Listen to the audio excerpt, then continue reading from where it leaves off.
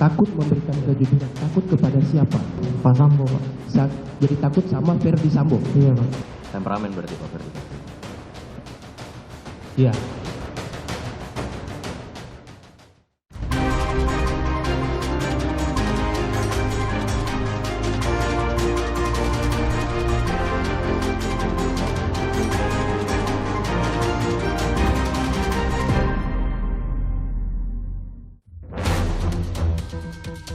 Kesaksian dinilai janggal. Benarkah ART Ferdi Sambo, Susi dalam tekanan?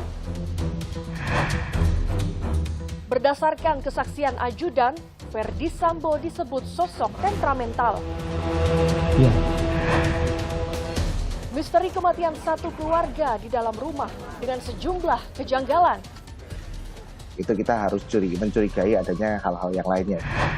Halo, selamat malam saudara. Anda kembali menyaksikan program Laporan Khusus yang berisi berita pilihan dari redaksi. Akan menemani Anda selama 30 menit ke depan. Bersama saya Gracia Adur, inilah Laporan Khusus selengkapnya. Saudara, kasus pembunuhan Brigadir Yosua telah masuk tahap pembuktian. Saksi dan terdakwa saling adu keterangan di pengadilan. Kesaksian ART Ferdi Sambo, Susi pun kembali menjadi sorotan. Pasalnya, keterangannya dinilai janggal. Keterangan Susi yang tak konsisten kerap membuat hakim geram. Benarkah Susi dalam tekanan? Keterangan saksi Susi, asisten rumah tangga atau ART Ferdi Sambo pada sidang terdakwa Ricky Rizal dan Kuatmaruf yang digelar Rabu pekan lalu kembali menjadi sorotan. Pasalnya, keterangannya dinilai janggal. Susi menerangkan ia melihat Putri tergeletak di depan kamar mandi karena Kuat menyuruh dirinya naik ke lantai 2. Arahan itu diberikan setelah Ricky dan Eliezer pergi mengantarkan barang ke sekolah anak Ferdi Sambo di Magelang atas perintah Putri Chandrawati. Om Kuat nyuruh saya untuk melihat ke atas dalam keadaan ibu. Untuk melihat keadaan saudara Putri Chandrawati. Siap. Setelah menemukan Putri tergeletak di depan kamar mandi, Susi mengaku sempat mendengar Kuat melarang Brigadir Yosua naik ke lantai 2. Om Kuat berkata, "Oh, Yos, jangan naik satu langkah," gitu. Terus ancamannya bagaimana? Atau aku bunuh kamu? Kalau itu saya tidak dengar. Tidak dengar saya. Saudara tidak dengar? Tidak. Kenapa saudara Kuat melarang saudara Yosua? Saya tidak tahu. Soalnya di atas ada saya sama ibu di depan kamar mandi, terus Om Kuat ngelarang Om Joshua untuk naik ke atas. Terus Om Joshua berkata, "Om, saya mau jelasin yang sebenarnya yang terjadi," gitu. Namun, Kuatmaruf membantah keterangan Susi. Untuk saudara Susi, saya tidak pernah ada bahasa jangan naik satu langkah lagi. Waktu di mana? Di Magelang. Keterangan Susi terkait larangan Kuat dan dugaan ancaman pembunuhan terhadap Yosua ini beberapa kali ditanyakan majelis hakim dalam persidangan. Pasalnya, keterangan Susi kerap berubah dengan dalih lupa. Om Kuat berkata ke Om Joshua, "Ya, jangan naik ke lantai 2 gitu. Jangan naik satu langkah ke tangga gitu." Atau aku bunuh kamu? Kalau bodohnya saya tidak dengar. Kemarin saudara bilang begitu. Susi juga menyebut setelah Putri dibawa ke dalam kamar, sang majikan menelepon Ricky dan Eliezer agar segera pulang dari sekolah anaknya. Lama-kelamaan Om Ricky sama Om Richard datang. Langsung naik ke lantai 2. Terus tanya, "Bi, mana ibu-ibu?" "Di dalam." Terus Om Ricky sama Om Kuat masuk ke dalam. Namun, Ricky membantah keterangan Susi. Saya bertemu dengan Om Kuat di depan pintu. Saya cuma menanyakan ke Om Kuat ada apa, lalu dijawab Om Kuat bahwa tadi sempat melihat Yosua naik turun tangga, terus dia menyampaikan mengejar menggunakan pisau, tapi yang masuk ke kamar hanya saya yang mulia. Jadi Om Kuat setelah itu turun. Kesaksian Susi yang kerap berbeda dan tidak konsisten selama persidangan membuat hakim geram. Hakim mempertanyakan mengapa Susi menyebut Kuat pergi keluar memanggil Richard Eliezer, sementara pada sidang sebelumnya Eliezer mengungkap ia berada di belakang Yosua dalam ruangan yang sama dengan Putri, Kuat, dan Susi. ya jangan ngangkat-ngangkat ibu, ini ibu loh, bukan orang lain gitu. Terus Om Kuat pergi memanggil Om Richard. Kok sekarang saudara bilang bahwa saudara Kuat memanggil saudara Richard? Om Joshua yang manggil Richard. Ya kan di belakangnya, mau dipanggil bagaimana? Ini keterangannya Richard sendiri loh kemarin. Aduh, kenapa saudara harus berubah-berubah? Ahli gesto dan mikroekspresi Monica Kubalasari menilai Susi dalam tekanan sehingga membuat kesaksiannya sering berubah. Ia pun yakin ada pengaruh relasi kuasa Ferdi Sambo terhadap Susi sebagai asisten rumah tangga. Saat ini masih terjadi relasi kuasa ya, karena Susi masih bekerja di tempat keluarga Sambo ya. Bagi Susi sendiri ya, terutama bagi para ART yang memiliki loyalitas yang tinggi kepada majikannya ya, biasanya mereka juga mempunyai belief atau value seperti ini. Mati atau hidup saya ikut dengan majikannya. Sejak menjadi saksi di persidangan terdakwa Richard Eliezer, akhir Oktober lalu sejumlah keterangan Susi telah dipatahkan terdakwa dan saksi lainnya. Kompas TV merangkum kejanggalan kesaksian Susi, di antaranya saat Eliezer disebut menegur Yosua saat akan mengangkat Putri di Magelang. Padahal, menurut Eliezer, ia hanya dipanggil dan tak pernah melarang. Selanjutnya, Susi menyebut Kuat Maruf dan Yosua sempat cekcok di lantai 1 rumah Magelang. Namun, hakim justru mempertanyakan hal ini, sebab sebelumnya Susi mengaku berada di lantai 2 sehingga bagaimana ia tahu kejadian di lantai 1. Susi menyatakan Yosua tak punya kamar di rumah Saguling. Namun, Eliezer menyangkal dan menyatakan Yosua memiliki kamar sendiri di rumah Saguling. Lalu, Susi menganggap anak bungsu Putri Chandrawati yang masih batita adalah anak kandung. Padahal, menurut hakim dan ajudan Sambo, Daden, batita itu adalah anak angkat Sambo dan Putri. Susi mengaku sudah lama kenal dengan Kuat Ma'ruf. Namun saat hakim menanyakan pekerjaan Kuat, ia menjawab tidak tahu. Kendati kesaksian kerap berubah, Susi tetap dihadirkan di persidangan. Majelis hakim masih menggali motif dibalik perubahan kesaksian Susi. Sementara itu, mantan hakim Gayus Lumbun menyebut, jika memang ada upaya pengkondisian saksi, maka yang harus digali adalah otak dibalik kesaksian palsu tersebut. Bagi saya, mencari siapa yang mempengaruhi, siapa yang menyuruh, itu bagian dari tugas saya. Kalau ini ketemu juga, ada pengakuan kalau memang ini perlu dibawa ke sebuah ranah proses hukum, karena keterangan palsu, nanti akan meluas lagi ke banyak pihak. Dan itu nanti menuju pada tujuannya apa. Bagi saya, ini obstruction of justice. Jika Susi terbukti memberikan kesaksian palsu dalam persidangan pembunuhan Brigadir Yosua, maka ia dapat terancam pidana maksimal 9 tahun penjara. Takut memberikan kejujuran, takut kepada siapa? Pak Sambo, Pak. Jadi takut sama Ferdi Sambo? Iya, Pak. Temperamen berarti Pak Ferdi Sambo. Iya.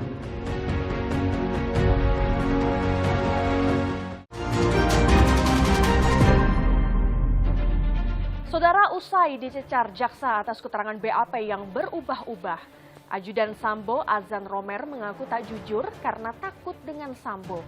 Adu keterangan saksi dan terdakwa pun kembali memanas.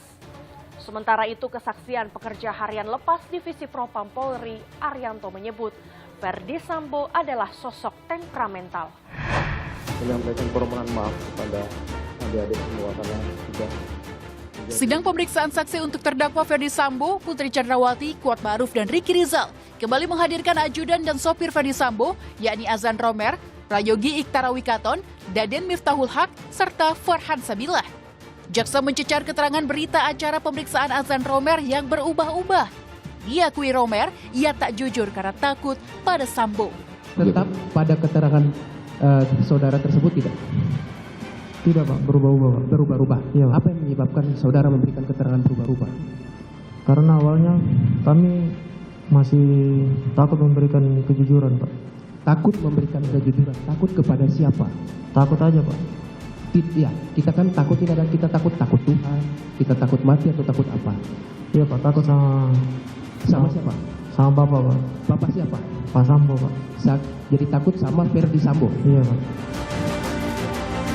Romer juga bersaksi melihat Sambo mengenakan sarung tangan karet medis hitam saat mengambil pistol HS yang jatuh di depan rumah Duren 3 Jakarta Selatan. Namun, kuasa hukum Sambo Arman Hanis membantah Sambo mengenakan sarung tangan saat memasukkan pistol ke saku kanan. Tak lama berselang, Romer mendengar suara tembakan lebih dari 5 kali dari dalam rumah. Romer yang melihat Richard Eliezer, Ricky Rizal, serta Kuatmaruf tak jauh dari mayat Yosua tertelungkup bertanya kepada Eliezer, "Apa yang terjadi?" Jawaban Eliezer hanya, "Saya refleks, Bang." Romer kemudian mendengar suara tangisan Putri dari dalam kamar. Dengan posisi kamar lurus dengan tangga serta pintu yang terbuka, Romer meyakini Putri bisa melihat jenazah Yosua saat kejadian. Romer juga menyebut Putri yang dibawa keluar rumah oleh Sambo melewati jenazah Yosua tertelungkup berlumuran darah. Menanggapi keterangan saksi azan Romer, Putri membantah melihat tubuh Yosua. Bahwa saya tidak melihat tubuh korban Yosua, seperti yang disampaikan oleh saudara Romer, karena pada saat Pak Ferdi Sambo menjemput saya di kamar, Pak Ferdi Sambo itu merangkul saya dan tangannya menutupi kepala saya. Dipotong senjatanya almarhum, terus dilepas magasinnya. Usai mengamankan Putri dari TKP, Romer mendengar janji Sambo kepada Richard untuk membelanya meski pangkat dan jabatan taruhannya. Setelah itu Bapak bawa Ibu keluar. Oh, Pak Sambo bawa Ibu keluar. berarti melewati tubuh korban. Melewati. Oke, melewati tubuh korban. Itu ceceran darah banyak, berarti nginjek dong ceceran darahnya. Saya tidak begitu melihat. Oh, saudara tidak melihat. Oke. Dan Richard, kamu akan saya bela, walaupun pangkat dan jabatan sebagai taruhannya. Sementara sopir Sambo, Prayogi, mengaku kuat menitipkan 2 bilah pisau dan handy talkie kepadanya sebelum penembakan Yosua sekitar pukul 21 waktu Indonesia Barat pada 8 Juli 2022.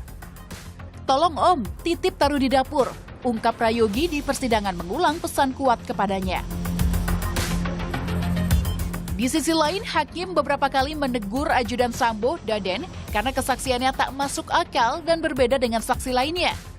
Pernyataan Daden menjadi sorotan karena tak mengetahui Yosua tewas serta kedatangan Romer di tempat kejadian.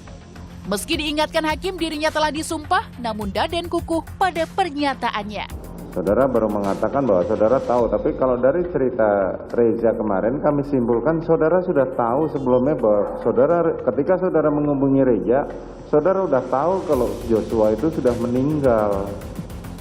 Saya belum tahu yang mulia. Saudara sudah disumpah loh. Siap. Saya berkata jujur yang mulia, saya tidak tahu dan saya sudah disumpah. Sementara Sambo meminta maaf kepada para ajudannya karena harus terlibat memberikan kesaksian di persidangan kasus pembunuhan Yosua. Ia secara khusus memohon maaf kepada Yogi karena harus membatalkan pernikahannya. Menyampaikan permohonan maaf ke mereka. Oke, silakan.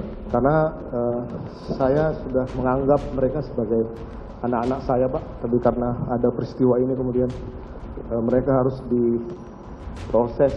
Kemudian si Yogi harus membatalkan pernikahannya, Pak. Ini saya sampaikan permintaan maaf. Sementara itu, sidang obstruction of justice dengan terdakwa Hendra Kurniawan dan Agus Nurpatria menghadirkan saksi pekerja harian lepas Propam Polri Arianto. Arianto, yang mengenal Sambo selama 5 tahun, mengakui bahwa ex-Kadif Propam Polri tersebut temperamental.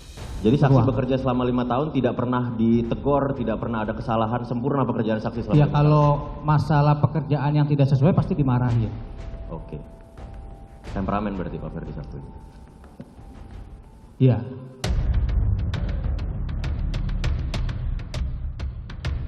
Di sisi lain, Majelis Hakim menolak eksepsi atau nota keberatan Cuk Putranto, Baikuni Wibowo, dan Arif Rahman. Majelis Hakim memerintahkan JPU meneruskan perkara pidana obstruction of justice pembunuhan Brigadir Yosua. Sidang lanjutan kasus pembunuhan Brigadir Nofriansyah Yosua Huta Barat dengan terdakwa Sambo CS terpaksa diundur karena gelaran KTT G20. Penundaan dikarenakan alasan keamanan selama Indonesia jadi tuan rumah Forum 20 negara ekonomi terbesar di dunia.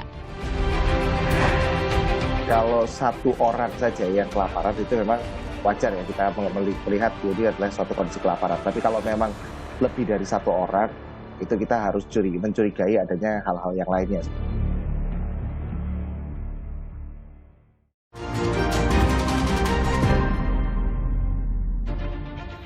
Saudara, satu keluarga ditemukan tewas di sebuah rumah terkunci di Kalideres, Jakarta Barat. Tidak ditemukan tanda kekerasan pada tubuh keempat jasad korban. Namun polisi menyebut ada sejumlah kejanggalan. Polisi telah memeriksa 6 saksi dan tengah mendalami komunikasi melalui handphone korban. Misteri kematian satu keluarga itu hingga kini masih menjadi teka-teki. Satu keluarga ditemukan tewas di sebuah rumah terkunci di perumahan Citra Garden 1 Kalideres, Jakarta Barat. 4 jasad tersebut terdiri dari suami bernama Rudianto Gunawan, 71 tahun, istri Margareta Gunawan, 68 tahun, anak perempuan Dian, 42 tahun, dan Budianto Gunawan, 69 tahun yang merupakan ipar Rudianto. Temuan jasad berawal dari warga yang mengaku mencium bau busuk sejak 4 November di sekitar rumah korban. Warga menduga bau berasal dari bangkai tikus. Namun, bau semakin tidak wajar dan menyengat. Warga bersama ketua RT pun membuka paksa pintu rumah pada Kamis 10 November. 4 orang dalam satu keluarga ditemukan tewas di ruangan yang berbeda. Sampai hari Kamis kemarin saya tuh bingung, ini kok bau nggak hilang-hilang gitu loh. Terus saya ada tukang sampah lewat, saya bilang, Pak, tolong dong. Saya bilang coba dilihat di situ barangkali ada bangkai tikus. Terus tukang sampah itu bilang, Bu, itu sih bukan bangkai tikus, kayaknya bangkai orang. Katanya dia bilang. Sorenya Pak RT bilang lagi. Dia bilang, Bu, saya mau dobrak ini pintu. Kayak gitu. Ibu coba keluar, saksiin. Menurut Ketua RT setempat, korban sudah tinggal di perumahan Citra Garden 1 Kalideres selama 20 tahun lebih. Namun, satu keluarga tersebut diketahui sebagai sosok yang tertutup, jarang terlihat dan berkomunikasi dengan warga. Ketua RT menyebut korban sempat menunggak tagihan listrik Agustus 2022 dan meminta petugas PLN memutus aliran listrik 4 Oktober lalu. Dia ada chat dengan petugas PLN itu tanggal 4 Oktober. Silakan Bapak putus aliran listrik di rumah saya. Apabila ingin saya pemasangan baru, saya akan hubungi Bapak. Itu chat yang dia berikan terakhir. 27 Oktober petugas melakukan telepon balik, tapi sudah chatting satu, tidak ada berita sama sekali. Sementara itu, Sabtu 12 Oktober, pihak keluarga dari 4 korban tewas memenuhi panggilan polisi untuk dimintai keterangan sekaligus mengurus dokumen pengambilan jenazah yang rencananya akan dikremasi. Handoyo, ipar salah satu korban, mengaku sudah lebih dari 20 tahun tidak berkomunikasi dengan para korban. Sedangkan istrinya yang merupakan adik dari salah satu korban tidak berkomunikasi selama 5 tahun. Memang sejak saya tidak pernah komunikasi, kita tidak pernah tahu lagi kegiatan mereka apa. Cuman yang kita tahu ya sebetulnya kayak kehidupan biasa aja gitu, sebagai keluarga yang punya aktivitas masing-masing. Berdasarkan hasil otopsi, keempat korban meninggal sejak 3 pekan lalu dengan waktu kematian yang berbeda. Polisi memastikan tidak menemukan tanda kekerasan pada tubuh korban dan diduga mengalami dehidrasi karena diduga tidak makan dan minum dalam waktu cukup lama. Namun, dokter forensik Rumah Sakit Bayangkara masih akan memeriksa organ lainnya atas dugaan korban tewas akibat kelaparan. Bahwa di dalam lambungnya tidak ada isi makanan. Artinya ini sudah berlangsung dengan beberapa waktu yang lalu, ini tidak ada mengkonsumsi makanan. Dan otot-ototnya ini sudah mengecil. Artinya ini ada kekurangan cairan dehidrasi sehingga tubuh mayat ini menjadi kering. Sementara dari hasil olah tempat kejadian perkara, polisi menyebut rumah masih dalam keadaan rapi sehingga menandakan tidak ada keributan di dalamnya. Namun, polisi mengungkap ada sejumlah kejanggalan di dalam rumah korban. Di antaranya, temuan struk belanja dan menu makanan, padahal hasil otopsi tidak ditemukan makanan dan minuman di tubuh korban. Polisi juga menemukan banyak sisa bekas kotak bedak bayi dan yang baru dibeli, padahal tidak ada anak usia balita di rumah tersebut. Serta adanya temuan semangkuk kapur barus di atas meja. Ketua Perhimpunan Dokter Forensik Indonesia, Ade Firmansyah Sugiharto, memaparkan korban tewas karena kelaparan dapat diketahui dari sejumlah kelainan organ yang ditemukan pada jasad, yaitu mengecilnya beberapa organ seperti jantung, hati dan ginjal, serta terjadi pendarahan pada usus dan lambung. Namun, Ade mencurigai adanya penyebab kematian lain karena jumlah korban lebih dari 1 orang. Kalau 1 orang saja yang kelaparan itu memang wajar ya kita melihat ini adalah suatu kondisi kelaparan. Tapi kalau memang lebih dari satu orang, itu kita harus mencurigai adanya hal-hal yang lainnya. Seperti yang tadi saya sampaikan, bisa saja suatu keracunan, ataupun memang adanya suatu kepercayaan tertentu yang mengharuskan mereka berpuasa secara ekstrim. Reza Indragiri memaparkan penyebab kematian keempat korban tidak bisa disamakan. Menurutnya, kematian lebih dari satu orang memiliki beberapa penyebab seperti pembunuhan dan bunuh diri. Pihak kepolisian pun seharusnya meneliti dan memilah jasad korban satu persatu. Ada barangkali satu orang yang menghabisi anggota keluarganya. Berarti kita bicara tentang homicide, pembunuhan. Lalu orang ini setelah menghabisi anggota keluarganya, dia putuskan untuk juga menghabisi dirinya sendiri. Berarti bunuh diri. Nah ini jadi contoh, jadi ilustrasi. Sementara itu, polisi telah memeriksa 6 saksi dalam kasus ini dan tengah mendalami komunikasi melalui handphone korban. Misteri kematian satu keluarga di Kalideres, Jakarta Barat masih menyimpan teka-teki. Hingga kini, penyebab kematian belum dapat disimpulkan. Informasi tadi sekaligus menutup perjumpaan kita. Situasi memang terus membaik, namun kita tetap waspada karena COVID-19 masih ada. Selalu pakai masker saat berada dalam ruangan, vaksinasi lengkap dan booster untuk perlindungan sempurna demi imunitas kita semua. Saya Gracia Adur, pamit undur diri, sampai jumpa.